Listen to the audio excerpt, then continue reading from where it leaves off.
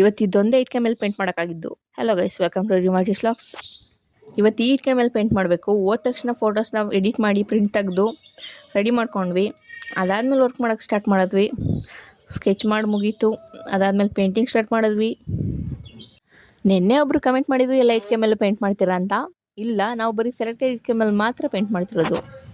ಆದರೂ ನಿನ್ನೆ ವಿಡಿಯೋಗೆ ನೀವೆಲ್ಲ ಮಾಡಿರೋ ಸಪೋರ್ಟು ತುಂಬ ಚೆನ್ನಾಗಿತ್ತು. ಹಾಗೆ ಇಲ್ಲಿ ಮಾಡಿರೋ ವರ್ಕ್ ಕೂಡ ಎಲ್ಲರಿಗೂ ಇಷ್ಟ ಆಯಿತು. ನಮಗೂ ಕೂಡ ಸ್ಯಾಟಿಸ್ಫೈ ನೀಡ್ತು. ಫೈನಲಿ ನಾನು ನನ್ನ ಫ್ರೆಂಡ್ ಇಬ್ಬರು ಕೂಡ ಒಂದೊಂದು ಇಟ್ಕೆನ ಕಂಪ್ಲೀಟ್ ಮಾಡಿದ್ವಿ.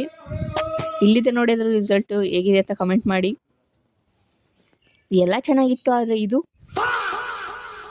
ಎನಿವೇಸ್ ವರ್ಕ್ ಮುಗಿಸಿ ಇವತ್ತು ಬೇಗ ಹೋದೆ ನಾನು ಹಾಸ್ಟೆಲ್ಗೆ.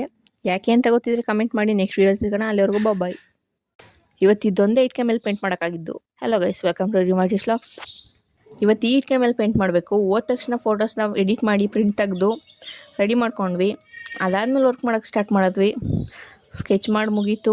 ಅದಾದಮೇಲೆ ಪೇಂಟಿಂಗ್ ಸ್ಟಾರ್ಟ್ ಮಾಡಿದ್ವಿ. ನಿನ್ನೆ ಒಬ್ಬರು ಕಮೆಂಟ್ ಮಾಡಿದ್ರು, ಎಲ್ಲ ಇಟ್ಕೆ ಮೇಲೆ ಪೇಂಟ್ ಮಾಡ್ತೀರಾ ಅಂತ.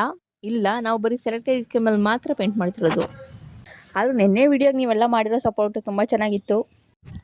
ಹಾಗೆ ಇಲ್ಲಿ ಮಾಡಿರೋ ವರ್ಕ್ ಕೂಡ ಎಲ್ಲರಿಗೂ ಇಷ್ಟ ಆಯಿತು. ನಮಗೂ ಕೂಡ ಸ್ಯಾಟಿಸ್ಫೈ ನೀಡ್ತು. ಫೈನಲಿ ನಾನು ನನ್ನ ಫ್ರೆಂಡ್ ಇಬ್ಬರು ಕೂಡ ಒಂದೊಂದು ಇಟ್ಕೆನ ಕಂಪ್ಲೀಟ್ ಮಾಡಿದ್ವಿ. ಇಲ್ಲಿದೆ ನೋಡಿ ಅದ್ರ ರಿಸಲ್ಟು ಹೇಗಿದೆ ಅಂತ ಕಮೆಂಟ್ ಮಾಡಿ. ಎಲ್ಲ ಚೆನ್ನಾಗಿತ್ತು, ಆದರೆ ಇದು ಎನಿವೇಸ್ ವರ್ಕ್ ಮುಗಿಸಿ ಇವತ್ತು ಬೇಗ ಹೋದೆ ನಾನು ಹಾಸ್ಟೆಲ್ಗೆ. ಯಾಕೆ ಅಂತ ಗೊತ್ತಿದ್ರೆ ಕಮೆಂಟ್ ಮಾಡಿ. ನೆಕ್ಸ್ಟ್ ವಿಡಿಯೋ ಸಿಗೋಣ. ಅಲ್ಲಿವರೆಗೂ ಬಾಯ್.